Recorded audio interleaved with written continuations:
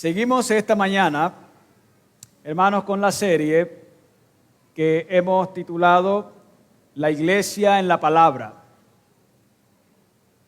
La Iglesia en la Palabra. Y esta mañana he titulado este mensaje Decisiones Bíblicas. Decisiones Bíblicas.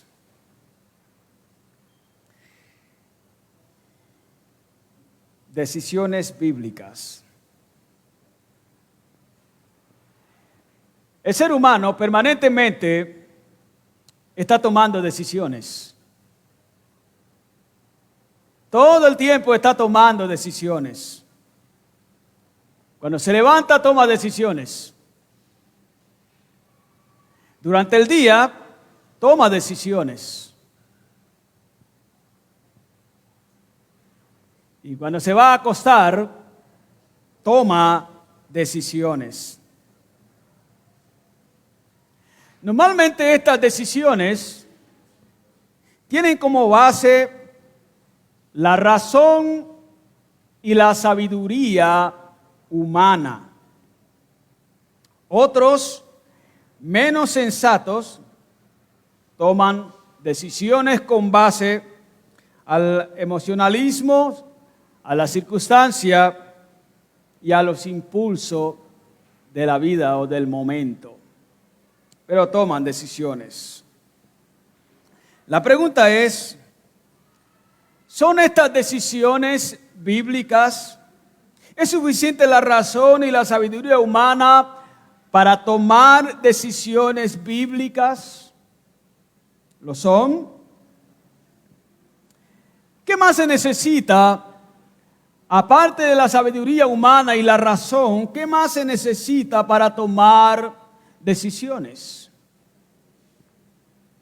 Yo no sé si usted está de acuerdo conmigo en esta mañana, pero yo creo que la sabiduría humana y la razón no son suficientes para tomar decisiones bíblicas. Yo creo que no son suficientes. ¿Qué se necesita entonces para tomar decisiones bíblicas?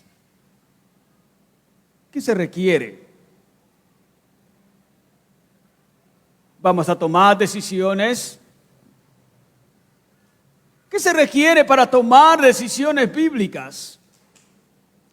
Bueno, quiero que me acompañe al libro que venimos estudiando, Hechos, capítulo 1, versículos 12 al 26. Como iglesia nosotros normalmente estamos predicando expositivamente las Escrituras como bautistas. Y este año estamos estudiando el libro de Hechos. Durante todo el año estaremos estudiando aquí. Ya vamos en el versículo 12 del capítulo 1. Y quiero que usted mire entonces estos versículos de las Escrituras en esta mañana. Entonces los discípulos regresaron a Jerusalén desde el monte llamado de los Olivos, que está cerca de Jerusalén, camino a un día de reposo. Cuando hubieron entrado en la ciudad, subieron al aposento alto donde estaban hospedados Pedro, Juan, Jacobo y Andrés, Felipe, Tomás, Bartolomé y Mateo, Jacobo, hijo de Alfeo, Simón el Celote y Judas, hijo de Jacobo. Todos estos estaban unánimes, entregados de continuo a la oración junto con las mujeres y con María, la madre de Jesús, y con sus hermanos. Por este tiempo, un grupo como de 120 personas estaban reunidos allí, y Pedro se puso de pie en medio de los hermanos y dijo: Hermanos, tenía que cumplirse las escrituras en que por boca de David el Espíritu Santo predijo acerca de Judas, el que se hizo guía de los que prendieron a Jesús. Porque Judas era contado entre nosotros y recibió parte en este ministerio.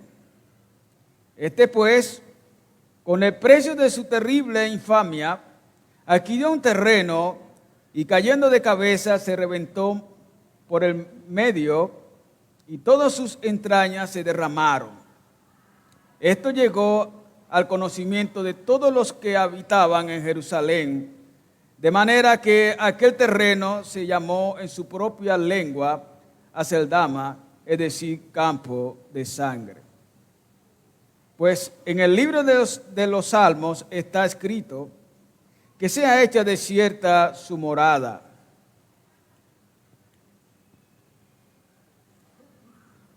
Y que no haya quien habite en ella. Y que otro tome su cargo.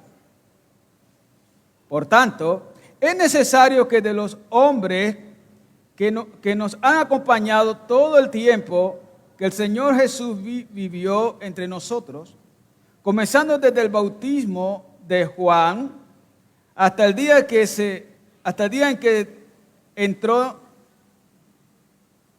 hasta el día en que de entre nosotros Jesús fue recibido arriba al cielo, uno se ha constituido testigo con nosotros de su resurrección. Presentaron dos, a José, llamado Barsabá, al que también llamaban Justo, y a Matías.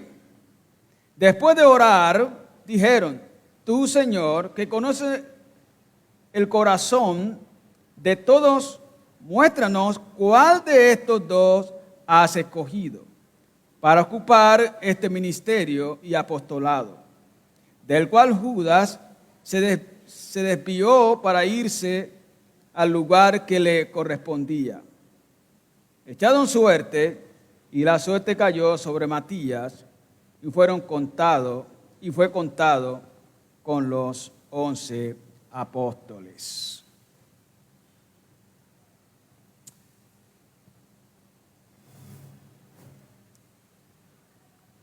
El texto comienza diciendo en el versículo del 12 al 14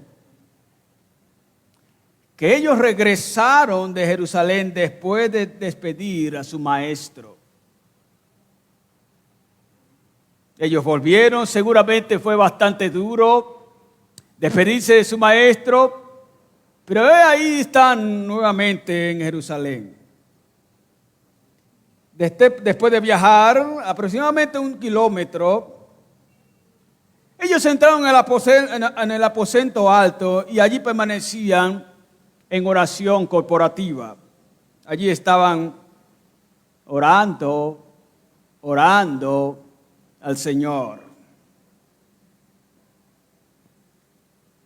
Ese lugar pudo haber sido el mismo que Jesús semana más tarde había celebrado la Pascua. Allí estaban todos presentes, menos el traidor. El traidor ya no estaba.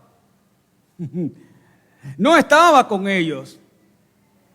Solo se encontraban allí los 11 fieles apóstoles de Cristo y el resto de los hermanos, el resto de la iglesia.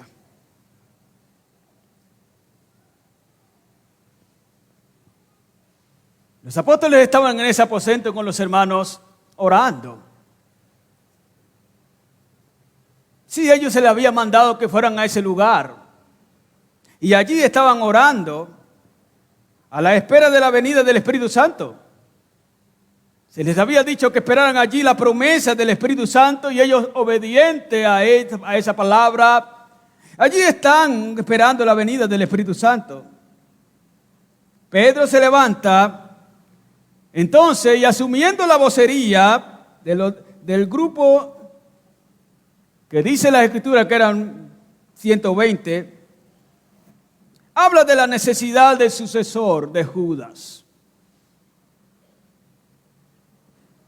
Habla de esa gran necesidad que tienen. Note lo que dice el versículo 15 al 22. Allí Pedro comienza a hablar de por qué es necesario el sucesor. ¿Por qué se necesita? Se necesita un sucesor que reemplace al traidor de Judas. Es que los 12 apóstoles constituyen la columna del nuevo pueblo de Dios. Ellos constituyen realmente las verdaderas columnas del Israel de Dios, del verdadero pueblo de Dios. Gálatas 2:9 y 2 de Pedro, capítulo 2, 1 de Pedro, capítulo 2, versículos 9 y 10, comprueban esto que estoy diciendo. En Gálatas, los demás apóstoles, los demás obreros, seguidores de Cristo, reconocen, y uno de ellos, Pablo, reconoce que estos son las columnas de la iglesia de Cristo.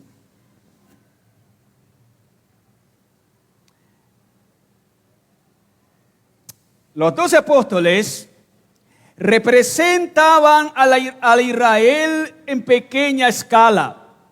Ellos están representando a Israel al igual que los 12 patriarcas del Israel de la carne. Es una representación simbólica. Romanos 9:8, Gálatas 6:16 habla un poco de esto. Isaías había profetizado que Dios restauraría a Israel. Isaías 32:15. Esa era la profecía. Dios restauraría a Israel. El número apostólico debía ser restaurado antes de la venida del Espíritu Santo. La restauración de Israel comenzaría especialmente con la venida del Espíritu Santo. Y se necesitaba entonces, amados hermanos, elegir al sucesor de Judas precisamente antes de esa venida del Espíritu Santo. Entonces ellos tienen esa necesidad. En medio de esta necesidad del sucesor de Judas, lo primero que Pedro hace es llevar a la iglesia a la palabra. Miren lo que dice el versículo 16. Allí está el versículo 16. Pero lleva a la iglesia a la palabra. Por medio de la palabra, escuche bien, muestra a la iglesia que la salida de Judas del cargo de los 12 estaba dentro del propósito de Dios. Muestra que eso era el cumplimiento de las Escrituras. El Espíritu Santo había hablado y que esto iba a pasar, y él había hablado por boca de David. Y sí, el Espíritu Santo es el autor de las Escrituras, y ella había manifestado este acontecimiento. Y cuando Dios profetiza, ¿por qué lo que tiene que pasar se cumple? Cuando Dios profetiza, se cumple. En su plan, Dios permitió que el enemigo del Salvador, Judas, sirviera por un tiempo y luego saliera de ese grupo de 12 hombres para recibir su merecido pero su merecido. Y eso tenía que pasar. Él tenía que recibir su merecido. En Lucas 9, 1 al 6 nos muestra que Él hizo parte de los obreros de Cristo. Él sirvió, Él fue enviado, Él trabajó en la obra de Dios. La muerte de este traidor fue una desgracia total.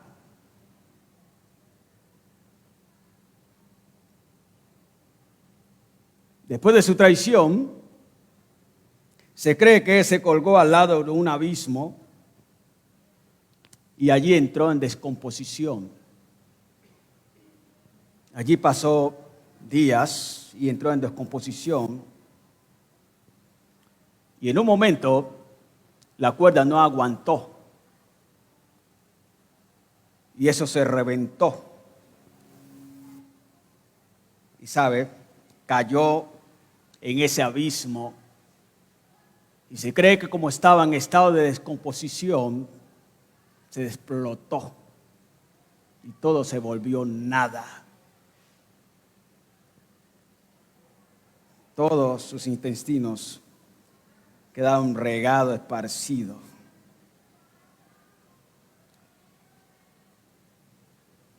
Por eso le llaman, como no hacía parte de los 12, sino que estaba entre los 12, pero no era de ellos, a él se le llama el traidor, el muy traidor. Él se le llama el hijo de perdición, versículo 7.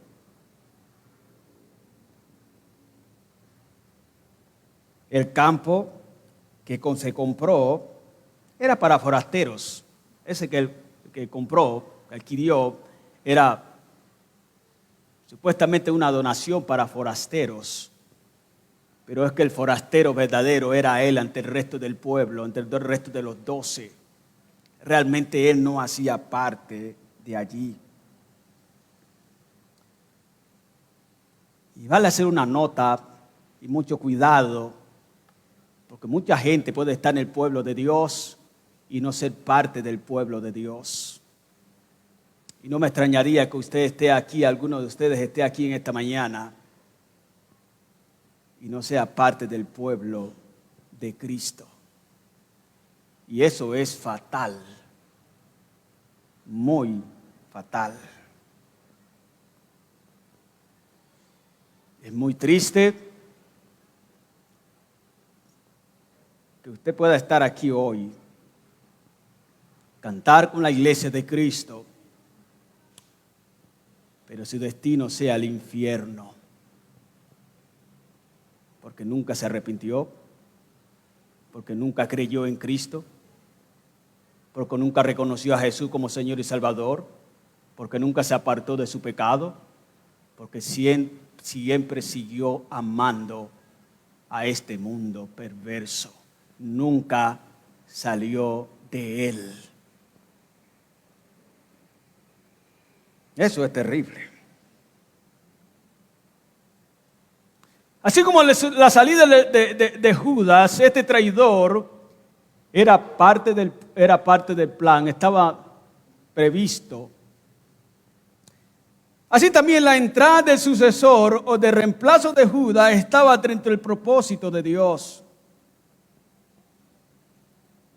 Sí, había llegado la hora entonces de tomar la decisión de su elección. Era una necesidad urgente hacerlo. Nota lo que dice el verso 20. En el texto vemos que lo primero que Pedro hace nuevamente para tomar esta decisión es llevar a la iglesia, a la iglesia la palabra. Este hombre es un hombre bíblico. Pedro es un hombre bíblico. Nuevamente aquí está llevando a la iglesia a la palabra. En esta ocasión cita el Salmo 62, 69, 26 y el Salmo 108, 8. Y note que él hace algo magistral funde los dos textos allí lo funde en uno solo.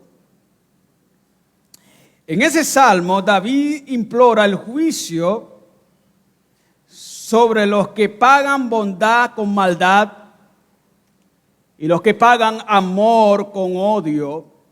Y exactamente eso fue lo que hizo Judas.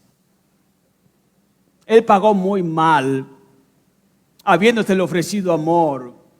Pagó muy mal, habiéndosele ofrecido bondad, habiendo degustado de la bondad y el amor de Cristo. Por supuesto, estos cargaban una maldición, eran maldecidos por su condición de traidores, eran objetos de maldición. Y en este caso, los que tenían cargo se le asignaba a otros. Y esto fue lo que ocurrió. El cargo que tenía este traidor debía ser asignado a otro. Y nota lo que dice el texto: tome otro su oficio. Tome otro su oficio. Verso 20. Tome otro su oficio. En esta versión de las Américas dice que otro tome su cargo. Versículo 20. Este salmo se constituye en la base escritural para ellos tomar la decisión de reemplazar, de elegir al sucesor de Judas. El texto dice con claridad, el texto que Pedro está citando, con claridad dice: tome otro su cargo o su oficio. Entonces lo primero que Pedro hace es llevar a la iglesia las Escrituras. Y allí cita el Salmo. Pero Pedro hace algo más.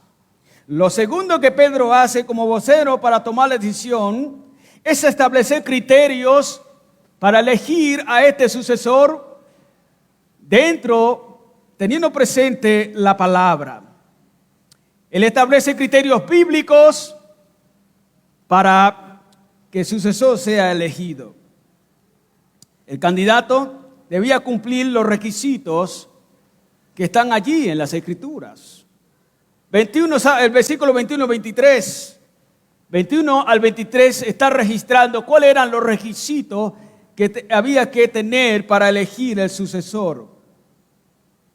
El elegido debía ser uno de los que fuera acompañado a los apóstoles y a Cristo durante su vida en la tierra. Este era un requisito importante. Él tenía que haber estado en el bautismo de Jesús, donde allí el Padre había certificado al Hijo. Y él tenía que haber escuchado eso. Y un tercer requisito es que tenía que haber sido testigo de la resurrección de Cristo. La tarea de este sucesor de Judas era proclamar la resurrección de Cristo, era dar testimonio junto a los 12 de que Jesús había resucitado. Él tenía que hacer esto. Esto quiere decir que el candidato debía tener un carácter cristiano, tenía que tener una buena condición espiritual y tenía que ser escogido verdaderamente por Dios. Dios tenía que haberlo elegido. Sin esto no podía haber el reemplazo de Judas. El tal no podía ejercer el llamado que tenía de proclamar con los apóstoles, con los otros 11, la resurrección de Cristo. Estos eran los tres requisitos. Los apostolobos de hoy desconocen esto.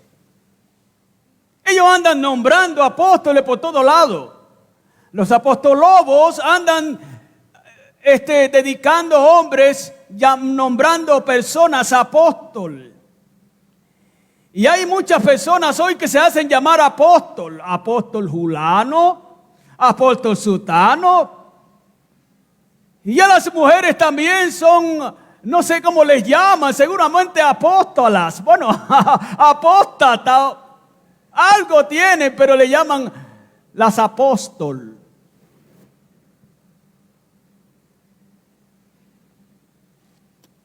Pero con claridad dice aquí que los apóstoles, el apóstol, tenía que ser uno que había estado con Jesús para arriba y para abajo y los apóstoles. Tenía que haber estado en el bautismo de Juan, haber oído la certificación de Cristo. Y tenía que ser testigo de la resurrección. ¿Quién cumple ese requisito hoy? ¿Quién lo cumple? Por eso los apóstoles eran ellos y nada más que ellos. Cualquier otro que se haga llamar apóstol es un falso apóstol. Se atribuye ese nombre para sí que no le corresponde. Estos que se llaman apóstolos, apostolobos, que muchos son ladrones. Pregúntale si ellos estuvieron presentes en el bautismo de Juan. En el bautismo, cuando Juan estaba bautizando a Jesús. Pregúntele. Ellos van a decir que no. Por supuesto. ¿Salieron y entraron con Jesús? Por supuesto que no. Es una locura lo que estos movimientos levantan para decir y enseñar a la gente. Luego de establecer los criterios para seleccionar el candidato, parecen que solamente de 120, 2 cumplen esos requisitos. 2. Y se cree que ahí estaban los 70. Pero solamente 2 cumplen ese requisito. Yo no sé cuánto tiempo se demoraron escogiendo, seleccionando, debatiendo, pero lo cierto es que solamente 2 llegaron a cumplir el requisito después de la vara alta que pone el vocero Pedro. Parece que solo 2 quedaban. Pronto, uno de estos 2 sería apóstol.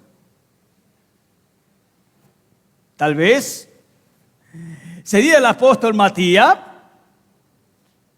Si fuera Matías el elegido, de ahora en adelante sería el apóstol Matías. Y si fuera José, pues sería el apóstol José.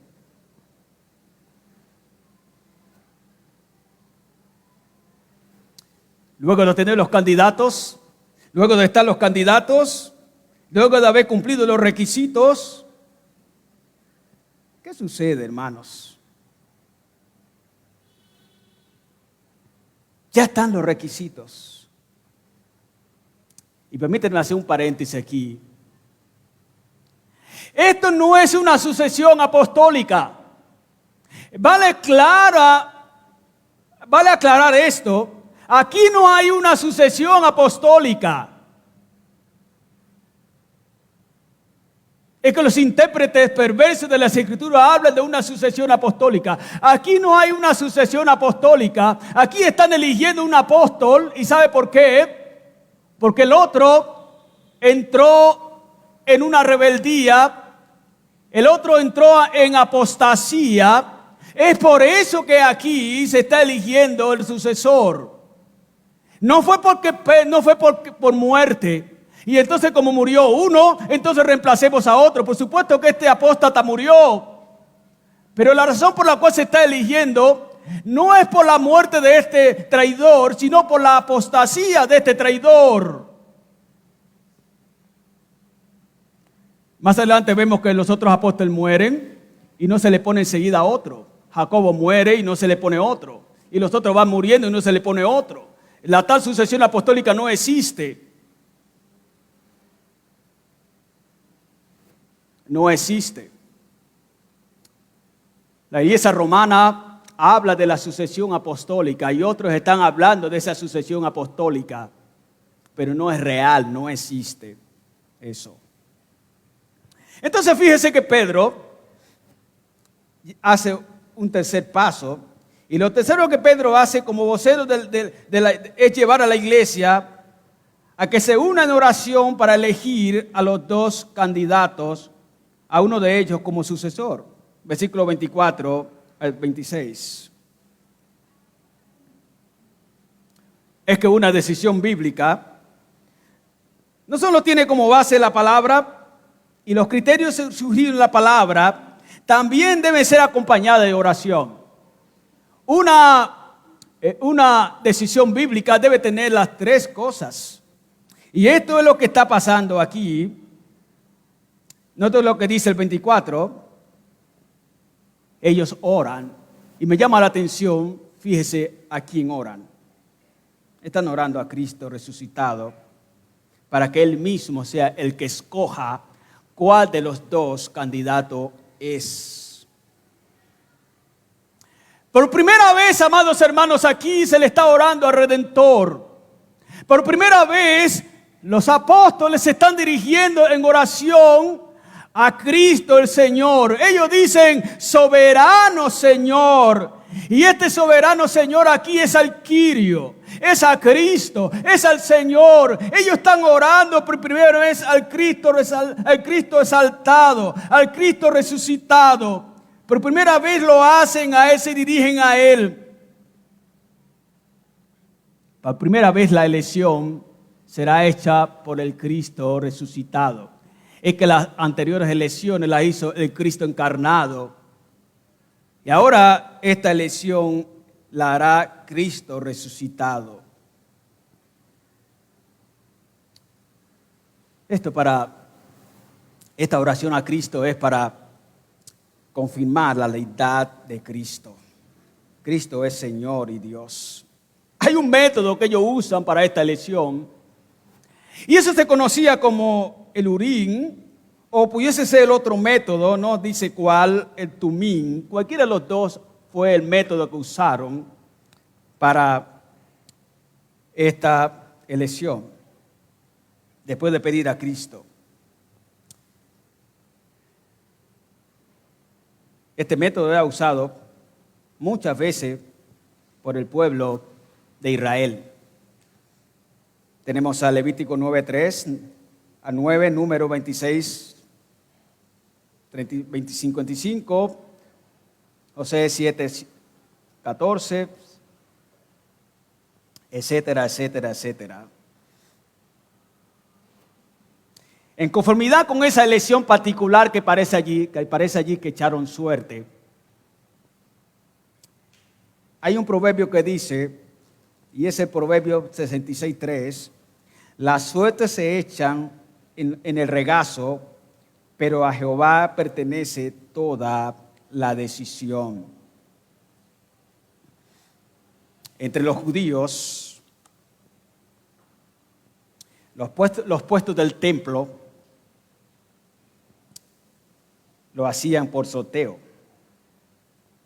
Se escribía el nombre de los candidatos en una piedra, se ponía en un recipiente y luego se comenzaba a mover.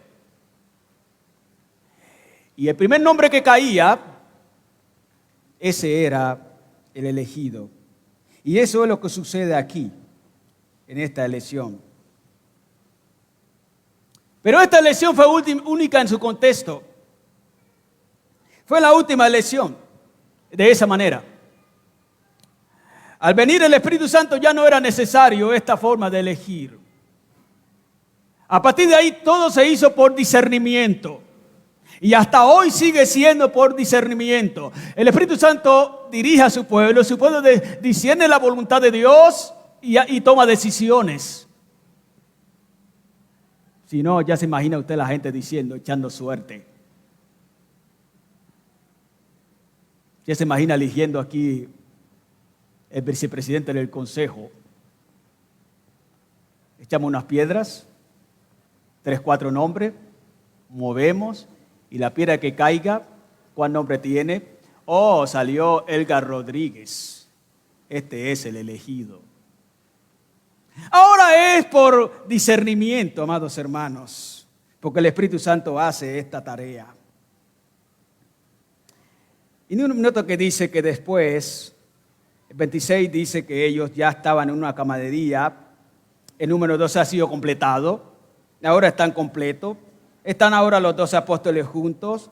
Allí salió ¿quién? ¿Quién fue el elegido? Matías. Ahora ya no es el hermano Matías, sino que ahora es ¿quién? El apóstol Matías. Ahí están los 12. Ahora están contentos todos ellos. Sí.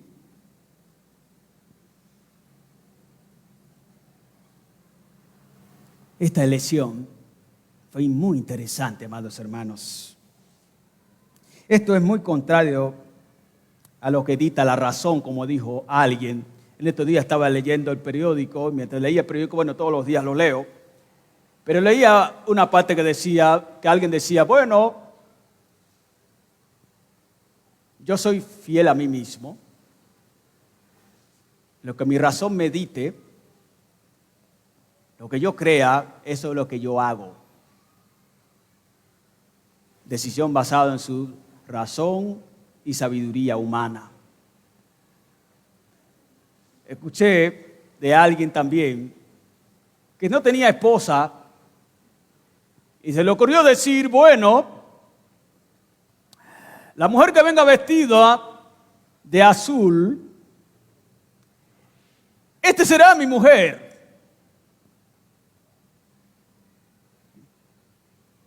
¿Qué piensa que pasó ese día? ¿Qué mujer llegó vestida de azul? Esta forma de elegir es muy particular. Es una loquera. Imagínese que venga de azul una que tenga esposo. ¿Qué hará este hombre?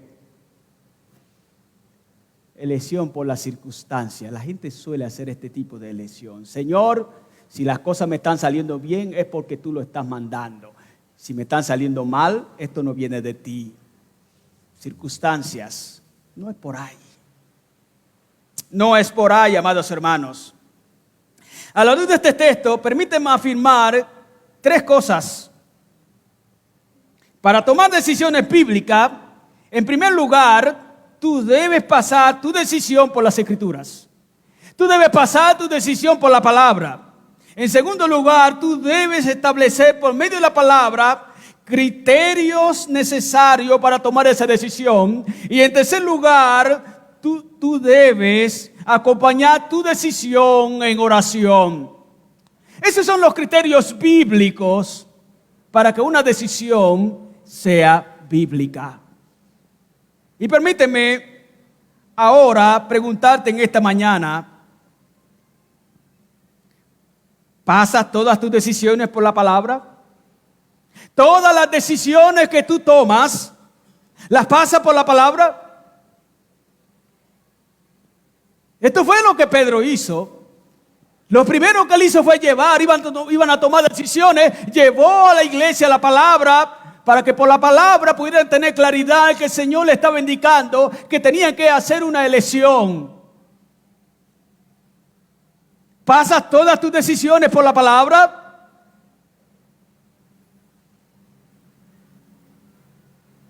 En unos seguramente sí, en otros tal vez no.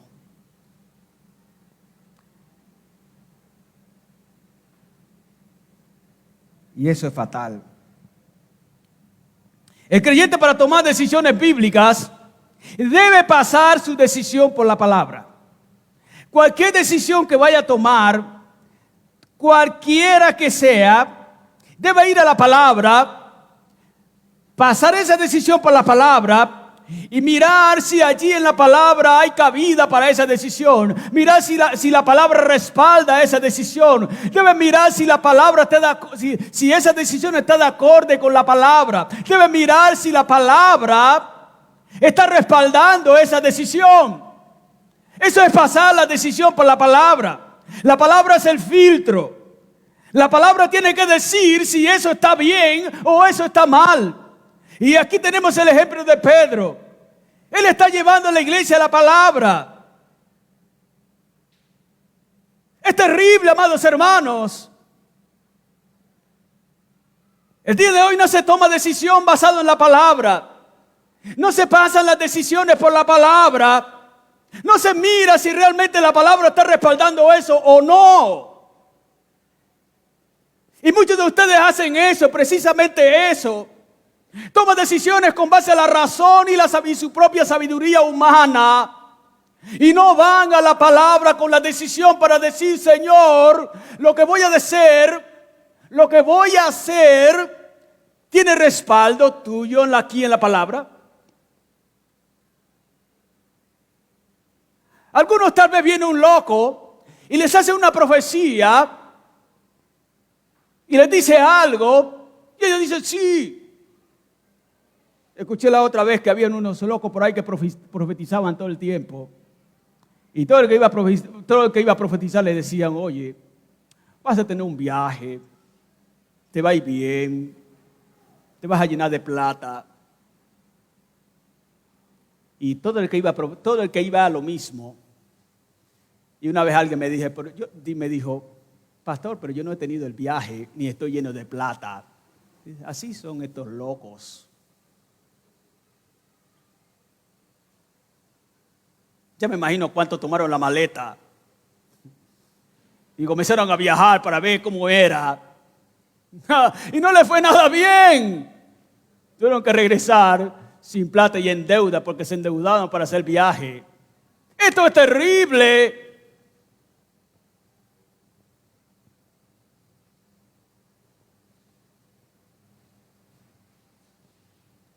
No es eso, hermano. La base para tomar la decisión es las Escrituras. La base para tomar la decisión es la palabra bendita de Dios. Cualquier decisión que vayas a tomar, si es importante, si vale la pena, el filtro tiene que ser la palabra de Dios. Y si no es la palabra de Dios, entonces no se toma la decisión. Habla, bendito Dios. ¿Has hablado? ¿Estás respaldando? Ok. Entonces, doy el segundo paso.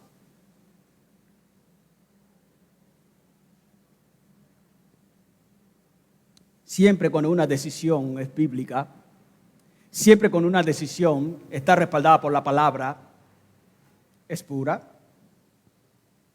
No es egocéntrica, es pacífica, no es tormentosa, no es egocéntrica, no es caprichosa. Toda decisión bíblica tiene estas características. Pero hay gente que sencillamente, caprichosamente quiere hacer algo y se le mete a la cabeza y lo quiere hacer y lo quiere hacer. Y la palabra le dice no y lo quiere hacer y lo hace. Y le va muy mal. Vas a tomar una decisión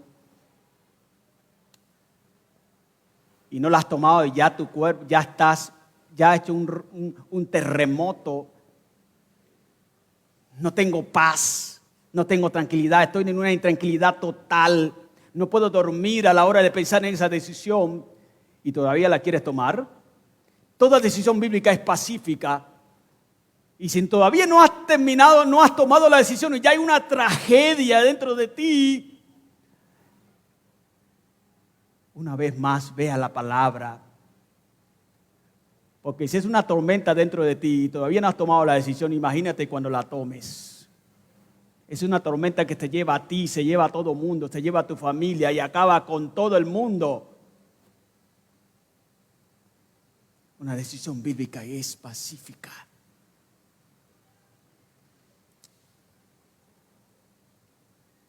Muchas veces Dios usa a hombres, mujeres, líderes, pastores. Dice, hermano, por ahí no es. Es que Dios, es que. Por ahí no es, hermano, sí. Y se mete. ¿Y la Biblia respalda eso? Pero la tomó. Y Dios lo dejó que fuera al abismo. Y muchos de ustedes pueden estar hoy en el abismo porque no han tomado decisiones bíblicas, no la han pasado por la palabra. Te pregunto otra vez, ¿toma todas tus decisiones por la palabra? Un chico se enamora de una chica y no es creyente. ¿Qué dice la Biblia? No se una en yugo desigual. Y ella dice, no, Señor, es que yo la hablo, es que yo la voy a convertir, es que yo... No. Es que yo lo voy a convertir, es que yo la voy a convertir. ¿Y quién ha dicho que uno convierte a alguien? ¿Quién ha dicho que alguien convierte a alguien?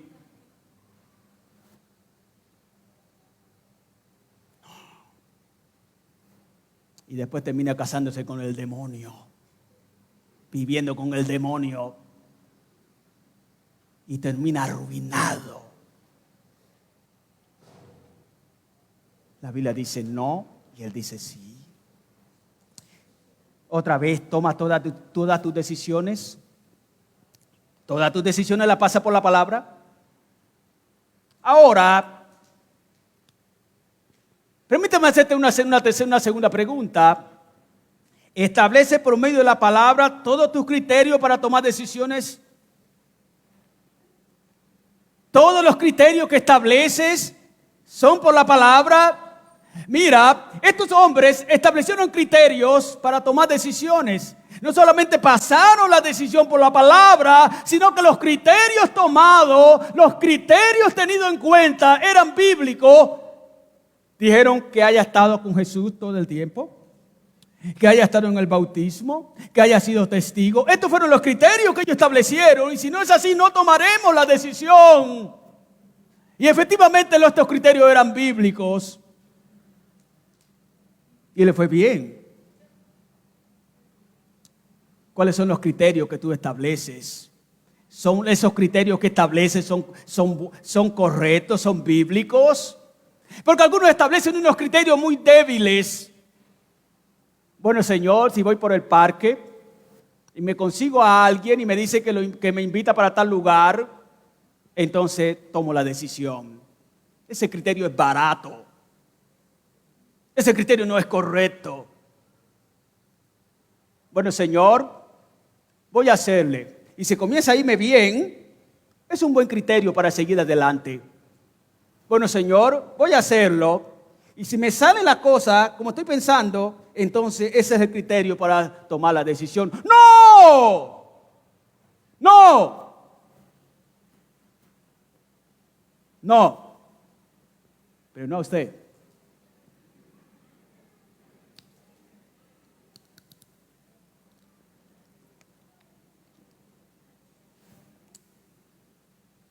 Los criterios para tomar decisiones bíblicas no es una pantomima. Los criterios también tienen que ser bíblicos. ¿Me voy a casar? Ok, Señor. Primero tomo lo paso la decisión por la palabra. Segundo, bueno, Señor, el criterio es que sea una creyente, que sea temerosa de Dios, que tenga ciertas andanzas en la iglesia, cierto perfil, cierta cosa, lo que la Biblia dice, una mujer prudente, una mujer, bueno, etcétera, criterios bíblicos para tomar decisiones bíblicas. Amén, hermanos.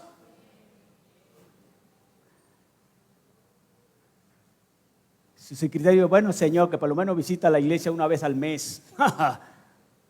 ¿Una vez al mes? Si se cree, Señor, por lo menos que sea hijo de creyente. ¿Y quién ha dicho que por ser hijo de creyente es creyente?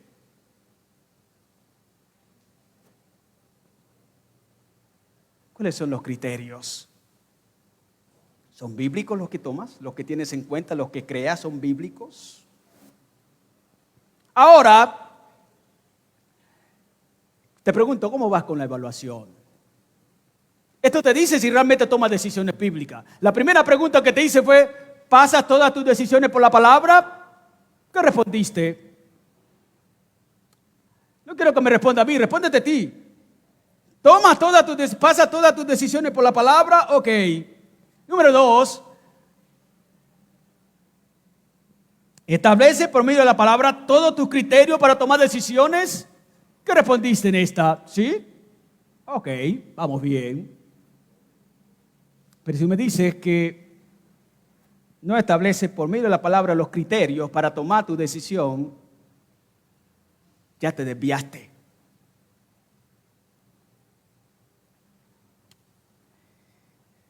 Una tercera pregunta.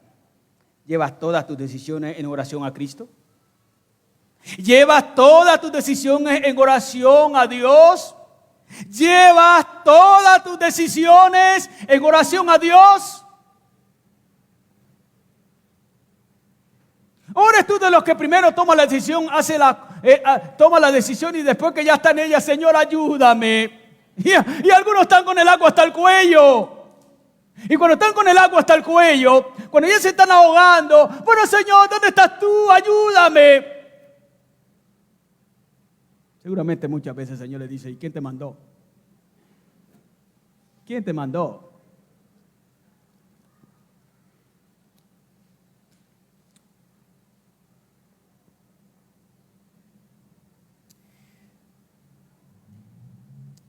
Puede que tu oración hayas pasado por la palabra, ok, está bien. Luego has establecido los criterios bíblicos para tomar esa decisión, ok, está bien, vas bien. Pero no vas en oración para confirmar que esa decisión es la que debe ser. Hay problemas. Los apóstoles hicieron estas tres cosas. Primero pasaron la decisión por la palabra. Segundo, establecieron los criterios bíblicos por medio de la palabra. Y tercero, fueron en oración a Cristo. Y después de esto, se hizo la elección.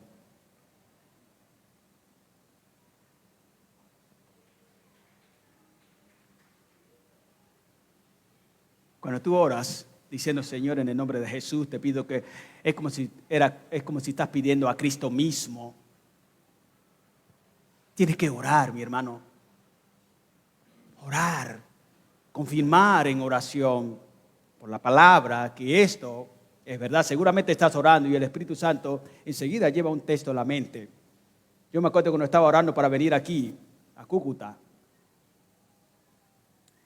Estaba orando, Señor, una madrugada y llorando. Todo el mundo decía que no viniera a Cúcuta.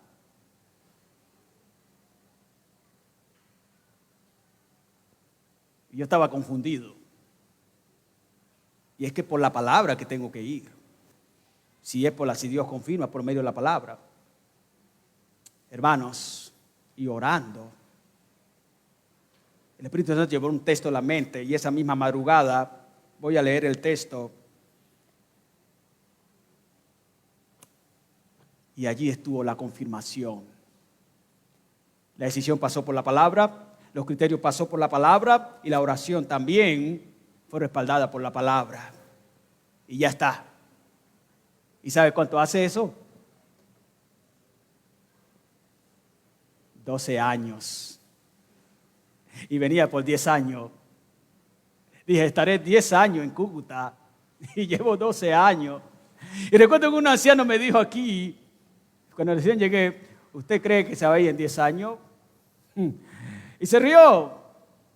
Dijo, aquí va a tener sus hijos y seguramente sus nietos.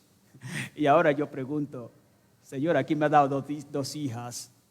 Y ahora están estudiando. ¿Qué pasará, Señor?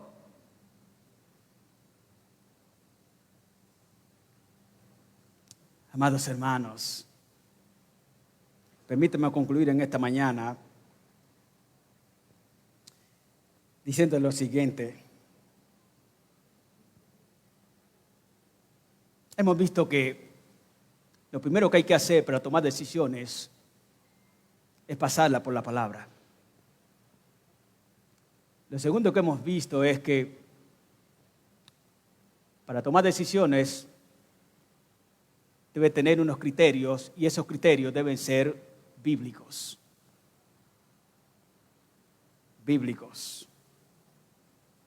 Y lo tercero que hemos dicho es que una vez pasado todo por la palabra, una vez pasado la decisión por la palabra, una vez establecidos los criterios bíblicos para tomar la decisión, lo tercero que hemos visto es que debo ir en oración para que el Señor confirme por su palabra esa decisión.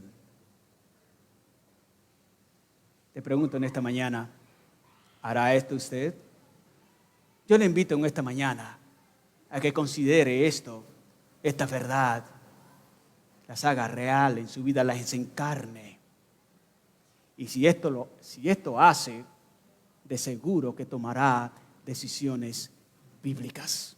Amén. Tomará decisiones bíblicas. Ahora, déjeme decir una última cosa. Si usted no ha creído en Cristo, no puede seguir este patrón. Si usted no ha creído en Cristo, no puede pasar su decisión por la palabra, no puede tener criterios bíblicos para tomar decisiones y no puede llevar en oración a Cristo su decisión para que Él le confirme. Si no has creído en Cristo, estás aquí en esta mañana, te digo en esta mañana, lo primero que debes hacer es creer en Jesucristo como Señor y Salvador. Es reconocer que eres pecador y que necesitas a Cristo. Debes arrepentirte de tu pecado y seguir verdaderamente a Cristo. Si no lo haces, tú jamás podrás tomar decisiones bíblicas. Todas tus decisiones serán una tragedia, como seguramente ha sido hasta hoy. Y vas a sufrir por tus decisiones, porque siempre tomarás decisiones bajo la sabiduría humana y bajo tu propia razón, y te engañarás a ti mismo, porque si no tienes una relación con Cristo, si no te has arrepentido de tu pecado y si no estás creyendo en Cristo, si no estás siguiendo a Cristo, jamás podrás tomar decisiones bíblicas. Cree en el Señor Jesucristo, síguele y ahora toma decisiones bíblicas. Amén. Soberano Dios, gracias por tu palabra. Gracias por lo que has hecho en nosotros. Ayúdanos, amado Dios, a que cada decisión que tomemos la pasemos por la palabra. Ayúdanos, Señor, a que los criterios que establezcamos realmente sean bíblicos a la hora de tomar nuestras decisiones. Ayúdanos, Señor, a que toda decisión la llevemos en oración, para que tú nos confirmes por tu palabra misma que eso es lo que necesitamos. Muchas gracias, Señor, por este día. Gracias, Señor, por tu obrar. Bendícenos, amado Dios. Bendícenos, Dios. Tal vez allí pídale perdón a Dios si ha tomado decisiones no bíblicas y hoy está sufriendo las consecuencias. Pídale perdón a Dios y diles al Señor que te ayude. Que te ayude. Que te perdone y que te ayude. Él es el Señor. Él puede tener misericordia de ti y perdonarte. Bendito seas tú, oh Dios. Bendito seas tú, oh Señor. Gracias por lo que has hecho. En el nombre de Jesús oramos. Amén. Amén. Que el Señor bendiga sus vidas.